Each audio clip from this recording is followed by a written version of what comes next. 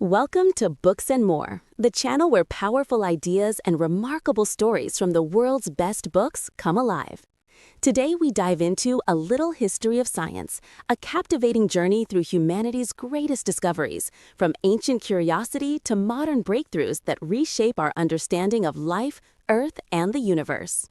This book reveals how science grew step by step, driven by wonder, courage, and the desire to know more. If you're passionate about learning, exploring big ideas, and seeing the world with fresh eyes, this episode is for you. Let's uncover the story of science together. The birth of science, from early humans to Greek reason. To understand where science truly begins, we must return to a time long before laboratories, equations, or theories. Back to an era when early humans stood beneath the vast sky, trying to make sense of thunder, seasons, illness, and the movement of the sun.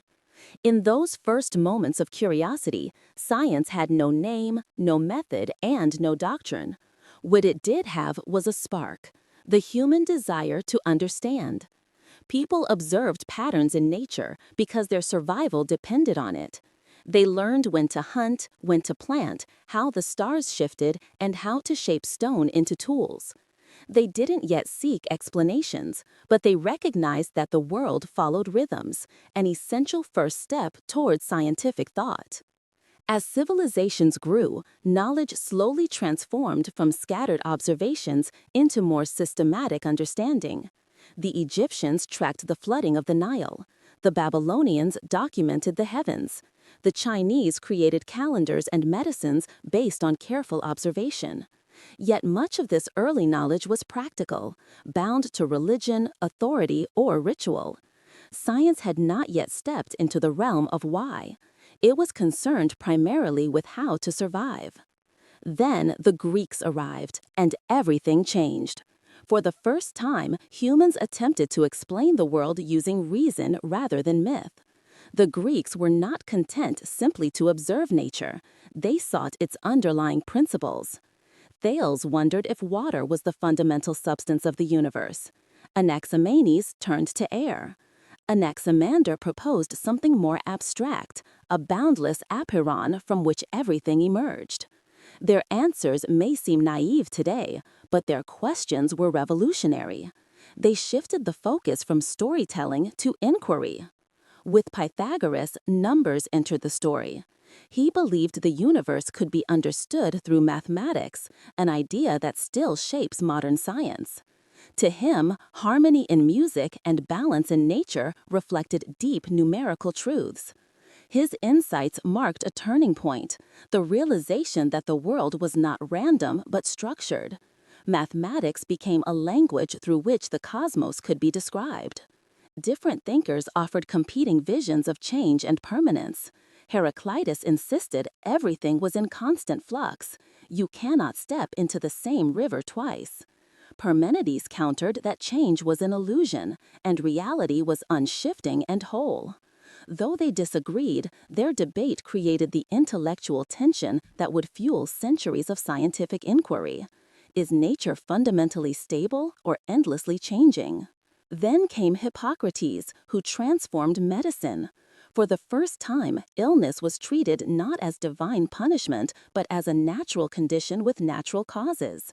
He urged doctors to observe patients carefully, record symptoms, and search for patterns, a profound step toward evidence-based medicine. His approach taught that healing required understanding the body, not appeasing the gods. And towering over all stands Aristotle, whose influence would dominate science for nearly 2 millennia. He attempted to categorize everything: animals, plants, motion, logic, and the elements.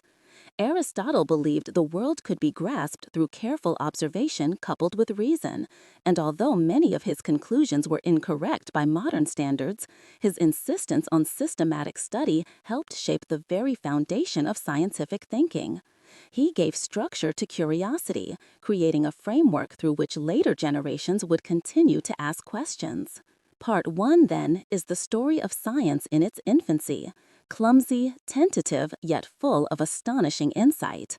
It reminds us that science did not begin with the certainty of equations, but with the uncertainty of wonder. Humanity moved slowly from myth to reason, from ritual to investigation, from simply surviving in nature to questioning its essence. The Greeks did not solve all the mysteries of the universe, but they provided something more valuable, the confidence that the universe can be understood. In this first phase of the journey, science emerges not as a set of facts, but as a way of thinking. The spark of curiosity becomes a flame, and from that flame, the long story of human knowledge begins, one question at a time. Part 2. Science in the Middle Ages, from imperial physicians to the Islamic Golden Age. Part 2 carries us into a period often misunderstood in popular imagination, a time many casually label as dark. Yet the Middle Ages were far from an intellectual void. Instead, this era was a bridge, a time when ancient knowledge was preserved, expanded, transformed, and eventually delivered to the modern world. Science, though constrained by religious authority and political turmoil, continued to evolve through unexpected channels. In this chapter of history, wisdom traveled along trade routes, survived in monasteries, and flourished brilliantly in the Islamic world. The story begins in the remnants of the Roman Empire. After its fall, Europe fractured, cities declined, and much classical knowledge risked being lost. But within imperial courts in Byzantine centers, a group of dedicated physicians continued to practice and transmit the teachings of Galen. Though often restricted by tradition, these physicians kept alive detailed observations about the human body, disease, and surgical techniques. They recorded symptoms carefully, compared cases, and applied rational treatments, even within a world increasingly shaped by theology. Their work did not revolutionize medicine, but it ensured that the thread of scientific practice was not severed. Yet, while much of Europe struggled, a remarkable intellectual awakening was happening elsewhere. In the Islamic world, from Baghdad to Cordoba, science entered its golden age. The House of Wisdom in Baghdad became a monumental center for learning, where scholars translated thousands of works from Greek, Persian, and Indian traditions into Arabic. Because of them, the knowledge of Aristotle, Ptolemy, Euclid, and countless others was saved from oblivion. But translation was only the beginning. Islamic scholars did not merely preserve ancient knowledge, they expanded it. Al-Khwarizmi developed algebra, offering new mathematical tools that would shape the future. Ibn Sina, Avicenna, wrote the Canon of Medicine, a text so thorough and insightful that it became Europe's standard medical reference for centuries. Alhazen revolutionized optics by insisting on experimentation and empirical evidence. Their approach was grounded in reason, observation, and rigorous inquiry, values that would later inspire Europe's scientific revival. While learning thrived in the Islamic world, knowledge in Europe found refuge in monasteries. Monks copied manuscripts by hand, ensuring that at least fragments of classical science survived. Though their work was often tied to religious purpose, it kept alive the foundations needed for future discovery. Europe was not entirely devoid of inquiry. Agricultural innovations, architectural advances, and early mechanical devices appeared. But scientific progress was slow and uneven. Then came the curious, often mysterious world of alchemy. Today, alchemy seems like pseudoscience, an eccentric attempt to turn base metals into gold or to find the elixir of life. But in its time, alchemy served an important scientific role. Alchemists experimented relentlessly. They heated substances, distilled liquids, observed chemical reactions, and recorded their findings. In chasing impossible goals, they accidentally laid the groundwork for modern chemistry. Techniques still used in labs today have roots in alchemical furnaces and glassware. The alchemists, without fully realizing it, were turning mystical hopes into scientific methods, one experiment at a time. In this era, science was not linear nor purely rational. It was fragmented, shaped by culture, religion, trade, and chance. Knowledge migrated, sometimes hidden in manuscripts, sometimes carried by travelers, sometimes rediscovered by scholars hungry for truth. The great achievement of the Middle Ages was not breakthrough discovery, but survival and transformation. Ideas that could easily have been lost were instead preserved, translated, debated, and enriched. Part 2 reminds us that science does not always advance in bright leaps. Sometimes it must take shelter, waiting patiently in monasteries, blossoming in distant civilizations, or hiding behind the language of alchemy. But even in turbulence, curiosity endures. This period prepared the world for what would come next: the Renaissance, the scientific revolution, and the extraordinary unfolding of modern science. Part 3: The Age of Enlightenment: Anatomy, Astronomy, and the Scientific Method. Part 3 brings us into one of the most transformative chapters in the history of science, a time when the world was no longer accepted as given, but questioned, probed, and examined with fresh eyes. This was the era when science stepped out from behind the shadows of authority and tradition and began building a foundation rooted in observation, experiment, and daring new ideas. The journey of discovery moved from copying ancient texts to testing nature directly, and in doing so, humanity entered a new age of clarity. It begins with a revolution in understanding the human body. For centuries, physicians relied on Galen's descriptions made without ever dissecting a human body. But now, figures like Andreas Vesalius challenged that limitation. He performed dissections himself and saw the truth with his own eyes. His detailed anatomical drawings did more than correct mistakes. They shattered the belief that ancient knowledge was beyond question. Vesalius demonstrated that to understand life, one must observe life, not rely solely on revered texts.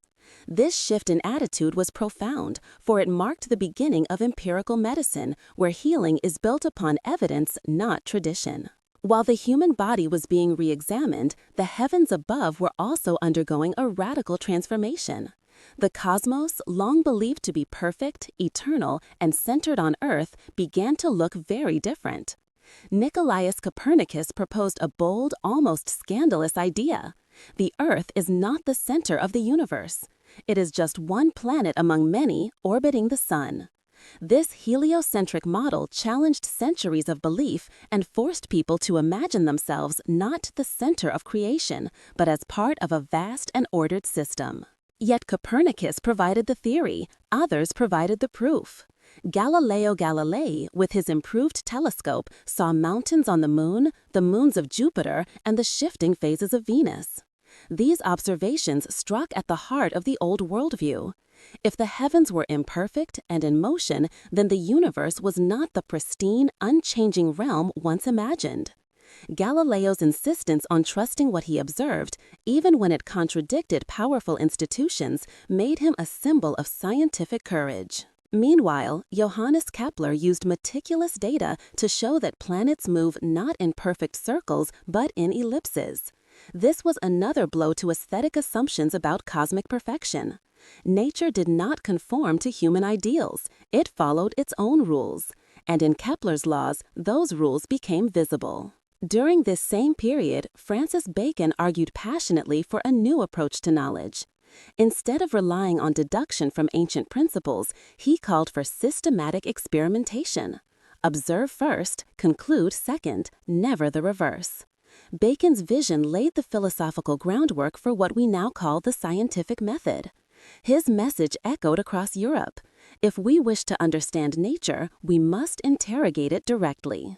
The age of exploration further expanded humanity's understanding of the world. New lands, new species, and new phenomena challenged old explanations.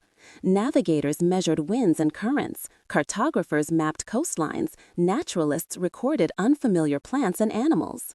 The world grew larger, and so did humanity's desire to classify, measure, and explain it.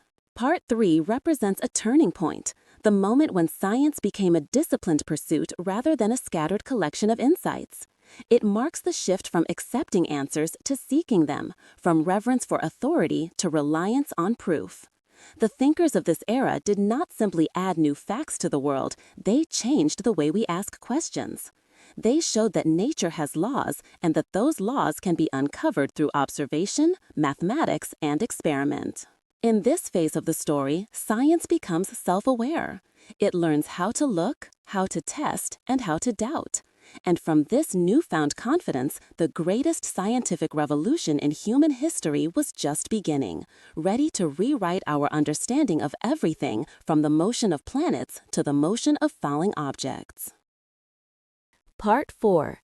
The Scientific Revolution, Chemistry, Physics, and Newton's Unifying Vision. Part 4 marks the moment when science, once a scattered set of observations and philosophical debates, solidified into a powerful, coherent system. This is the era in which nature's laws were not merely suspected, they were measured, tested, and written with extraordinary precision. If earlier centuries asked questions, the scientific revolution began answering them. And at the heart of this transformation were bold thinkers who replaced speculation with experiment, replaced tradition with evidence, and replaced myth with mathematics. The story opens with chemistry's rebirth. For centuries, the natural world had been explained through vague concepts like the four elements or mystical notions such as phlogiston, the imagined substance believed to escape from materials during burning. But Antoine Lavoisier refused to accept explanations that could not be tested. Through careful experiments, he weighed every reactant and product, showing that mass is conserved and that burning was not the release of phlogiston, but a combination with oxygen. This clarity shattered the old framework and ushered in modern chemistry. Suddenly, chemical reactions were no longer magical transformations, they were measurable processes governed by rules. Naming substances, organizing them, and understanding their relationships became possible in a new scientific way. While chemistry found its footing through precision, physics was undergoing an even greater transformation. For centuries, Aristotle's ideas about movement had gone largely unchallenged. Objects sought their natural place, heavier bodies fell faster, and celestial objects moved in perfect circles because they belonged to a perfect realm. But scientists of the scientific revolution realized these explanations did not match what they observed. Something deeper, unified, and universal had to govern motion, both on Earth and in the sky. Then Isaac Newton emerged, and with him came a unifying vision so sweeping that it changed the course of human thought. Newton's laws of motion and his law of universal gravitation did more than explain falling apples and orbiting planets. They revealed that the same mathematical rules applied everywhere. This was a breathtaking idea. The heavens and the earth, long believed to be governed by different principles, were in fact one continuous system. Gravity reached from your hand to the moon. Mathematical equations written on paper could describe the dance of planets across the solar system. Newton showed that the universe was not chaotic. It was ordered, predictable, and beautifully coherent. But Newton's genius didn't stop with motion. He explored light, showing that white light could be split into colors with a prism, proving that the rainbow was not mystical, but a natural decomposition of light. His work in optics laid the foundation for future discoveries about waves, color, and electromagnetic energy. And perhaps most impressively, he invented an entirely new branch of mathematics, calculus, to describe change and motion with unprecedented accuracy. Newton didn't just explain the universe, he gave science the tools to understand it. Meanwhile, new discoveries in electricity and magnetism hinted at forces that defied intuition. When experimenters generated sparks or observed compasses turn, they realized that the world contained invisible powers acting at a distance. Although the full picture would emerge later, this period planted the seeds of modern electromagnetism. It also revealed a profound truth. Nature's most important forces often lie beyond what our senses can perceive. What makes Part 4 so striking is the accelerating pace of discovery. Each breakthrough fueled another. Experiments became more refined, instruments more precise, and theories more mathematical. Scientists began working not only to observe nature, but to control it, to predict eclipses, refine navigation, improve industry, and harness mechanical power. The scientific revolution was no longer confined to lonely scholars. It was becoming a shared enterprise, one that shaped economies and societies. Part 4, then, is the moment when science discovered its voice, clear, confident, and grounded in evidence. The great thinkers of this age did not merely replace old ideas, they redefined what it meant to know something.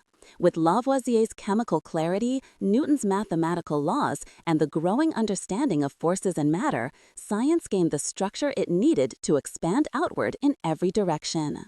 This is where nature stopped being an enigma and became a book humanity could finally start to read, line by line, law by law, through the lens of reason and the tools of experiment. Part 5. The Age of Natural Discovery. Gases, Elements, Life, and Earth's Deep History. Part 5 takes us into a chapter of science where curiosity expands outward in every direction, into the air we breathe, the rocks beneath our feet, the creatures around us, and the very history of Earth itself. If earlier centuries focused on motion, forces, and mathematical laws, this era turns toward the richness of the natural world. Scientists begin to classify, measure, and interpret nature with an ambition never seen before. The goal is no longer simply to explain isolated phenomena, but to understand the grand tapestry of life and matter. The story begins with the growing desire to bring order to the variety of living things. For most of history, plants and animals were grouped loosely by appearance or usefulness. But with Carl Linnaeus came a new idea.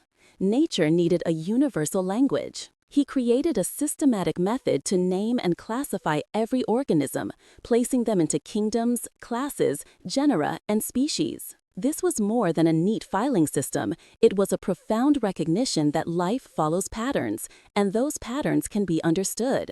With classification came insight. Scientists began to see connections among species, noticing similarities that hinted at deeper relationships. Linnaeus handed biology a structure that later thinkers would build upon to explore evolution and ecology. At the same time, a revolution was unfolding in the invisible realm of gases. For centuries, air was assumed to be a single substance. But chemists like Joseph Priestley and Henry Cavendish discovered that air was not uniform at all. They isolated gases such as oxygen, nitrogen, and hydrogen, observing how they reacted and how they supported life, burning, or chemical change. These discoveries transformed chemistry from a mysterious art into a science grounded in measurable experiment. Suddenly, the processes of breathing, combustion, and even corrosion could be understood as chemical interactions. The atmosphere itself became a laboratory. Meanwhile, new developments in electricity, magnetism, and fields hinted at unseen forces shaping the natural world. Though these findings were still early, they suggested that nature was full of invisible interactions, fields, currents, charges that would later blossom into modern physics. But even in this early stage, they strengthened the growing belief that natural laws govern everything, even what cannot be directly observed. As investigators looked outward, others turned their attention downward, to the earth beneath their feet. Fossils were no longer viewed as oddities or decorations.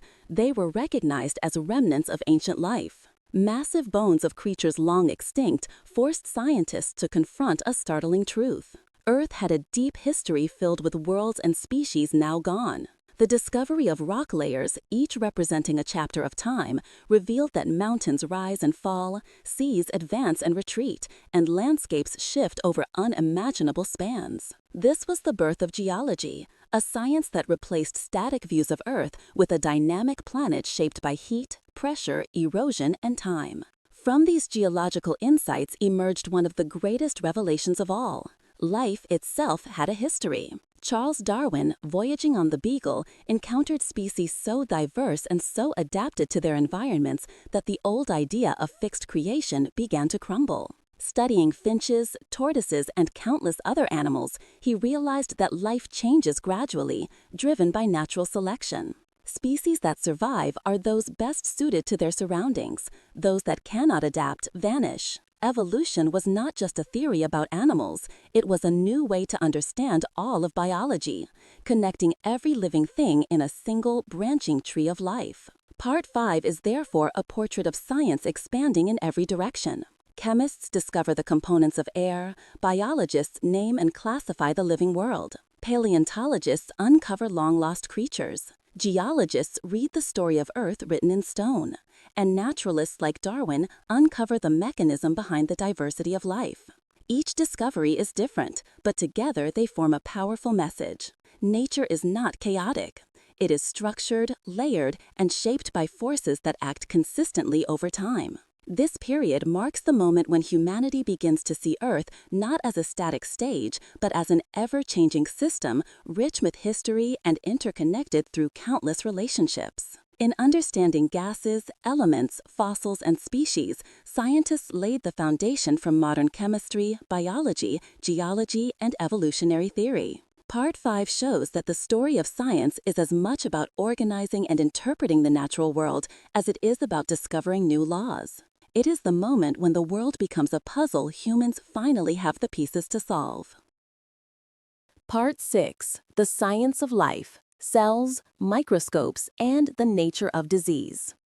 Part 6 guides us into a realm once completely hidden from human understanding, a world too small for the naked eye, yet essential to every heartbeat, every breath, and every illness. This is the story of how science shrank its gaze, discovering that the foundations of life and the origins of disease lie not in the visible world, but in countless tiny structures and organisms. It is here that biology becomes truly modern, built not on speculation, but on what can be seen, measured, and proven. The journey begins with an invention that forever changed science, the microscope. Before its arrival, people believed that the body was driven by humors or by mystical forces. No one could have imagined that living organisms might be made of smaller units.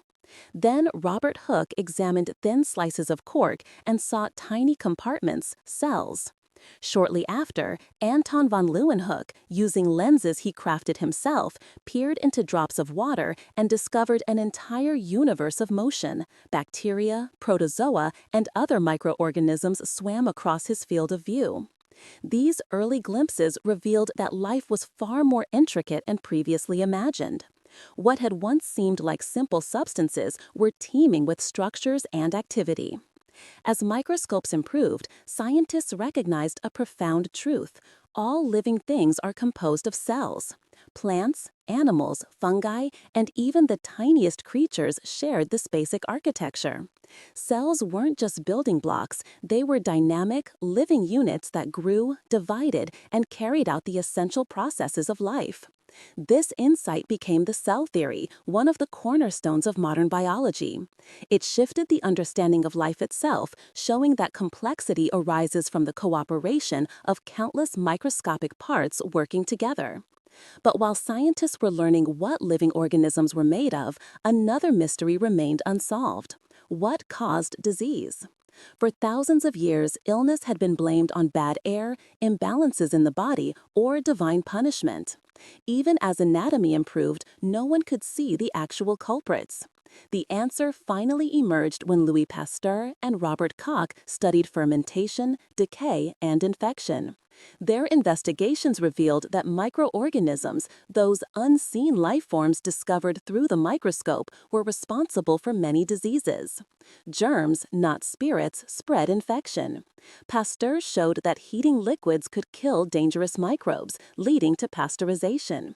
Koch developed methods to identify specific bacteria causing specific diseases. For the first time, sickness had a biological explanation grounded in evidence. With the germ theory of disease came dramatic change. Doctors began sterilizing instruments, washing hands, and cleaning hospital environments, practices that drastically reduced deaths. Vaccines were developed, saving millions of lives. Humanity gained the power not only to treat illness, but to prevent it.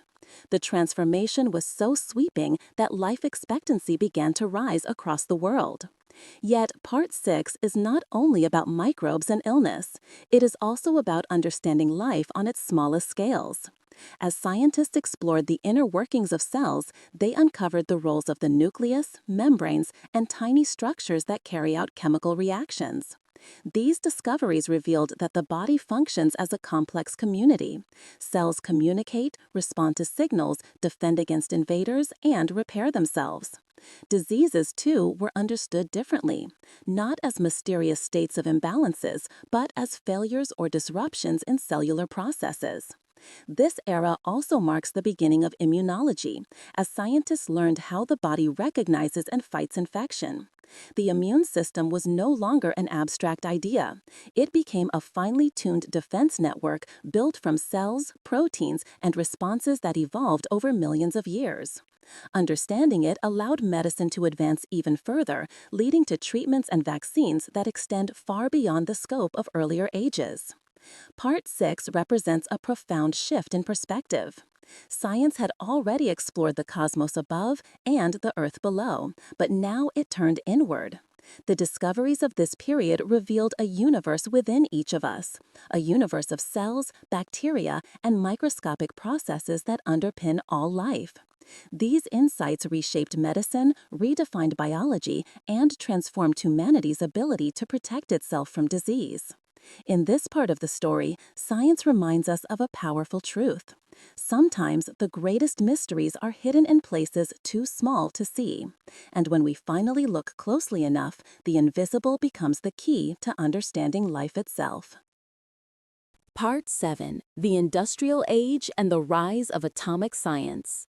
Part 7 takes us into an era when science leapt from theory into machinery, from laboratories into factories, and from quiet experimentation into forces powerful enough to transform and even endanger the world. This is the age when human understanding of matter, energy, and motion converged with technology, giving rise to engines, electricity, modern chemistry, and ultimately atomic science. If earlier centuries revealed nature's laws, this period put those laws to work. The story begins with a machine that reshaped civilization, the steam engine. Before its invention, human activity depended on muscle, wind, and water. But once engineers learned how to harness the energy locked inside fuel, everything changed.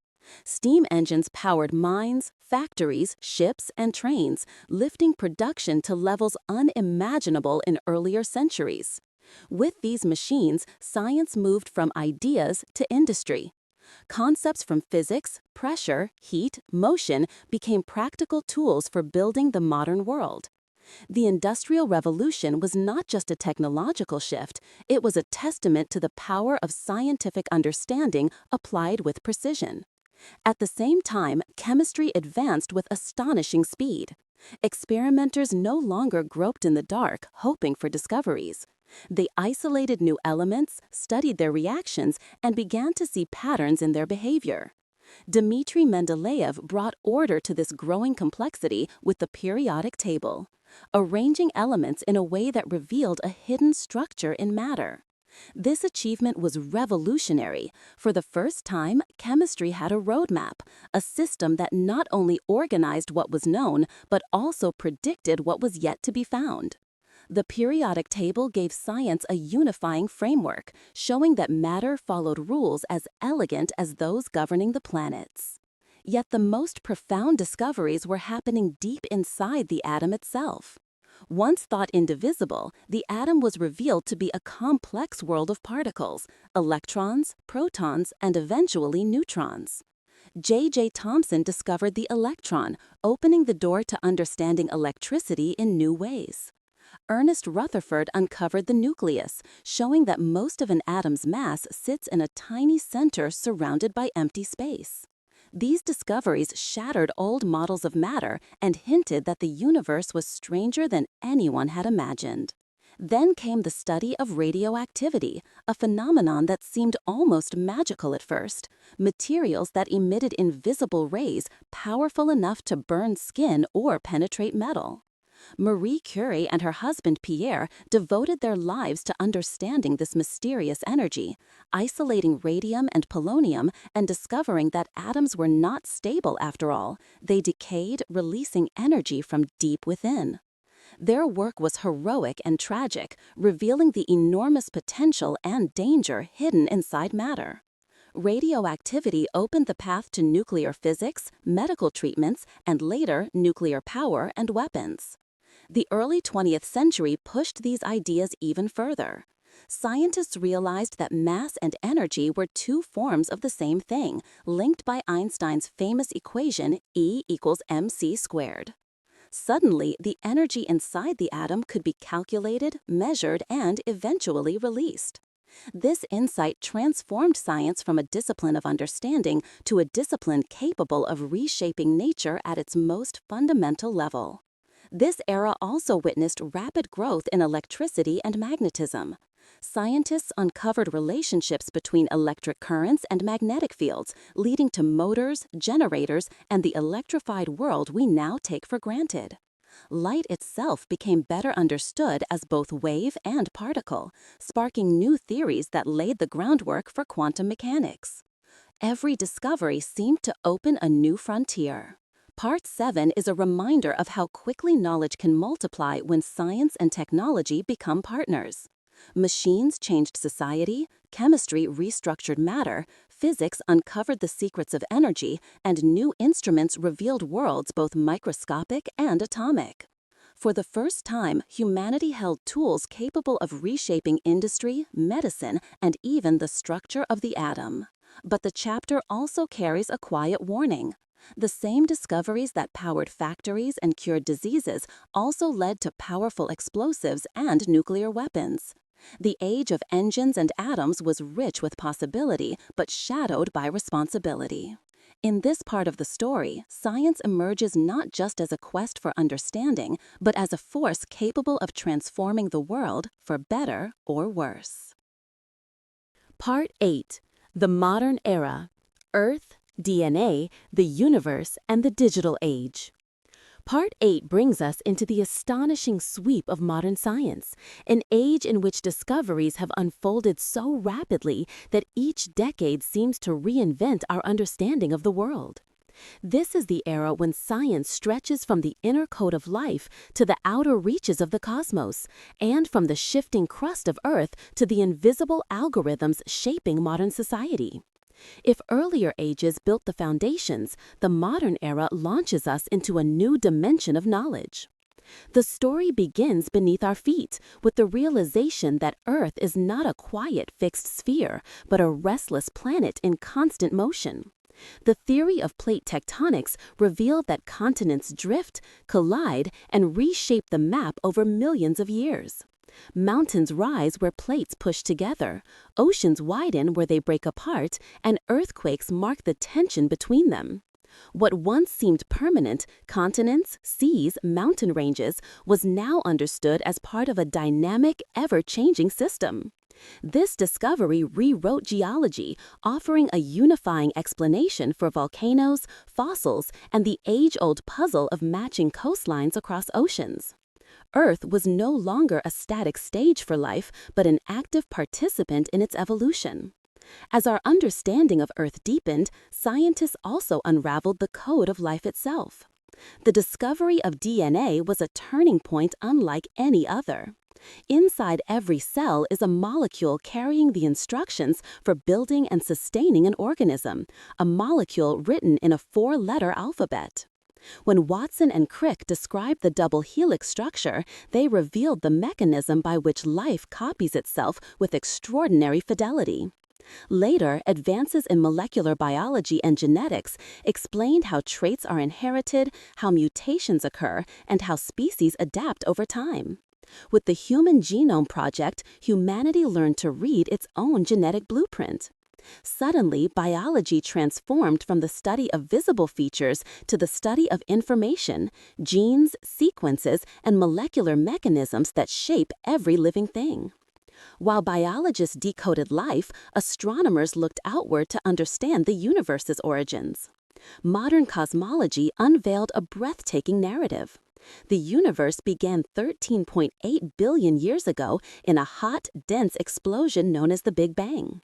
Over time, matter clumped into stars, galaxies, and clusters, forming the vast cosmic web we observe today. Telescopes detected cosmic background radiation, an ancient whisper from the universe's infancy, confirming this model. Yet, even as these discoveries expanded human understanding, they introduced new mysteries. Dark matter, which holds galaxies together despite being invisible, and dark energy, which drives the accelerating expansion of the universe. The cosmos, far from being fully understood, was revealed to be stranger than imagined. Meanwhile, physics entered an age of profound transformation. Quantum mechanics shattered common-sense notions of reality, showing that particles behave unpredictably, existing as probabilities rather than fixed objects. Relativity changed our understanding of space and time, demonstrating that gravity shapes the very fabric of the universe. These ideas were challenging, sometimes unsettling, but they opened the door to technologies that define modern life: lasers, semiconductors, nuclear power, and advanced medical imaging. Then came the rise of computers and the digital revolution, reshaping society as dramatically as steam power did centuries earlier. Early machines that filled entire rooms evolved into devices that fit in pockets, yet possess unimaginable processing power.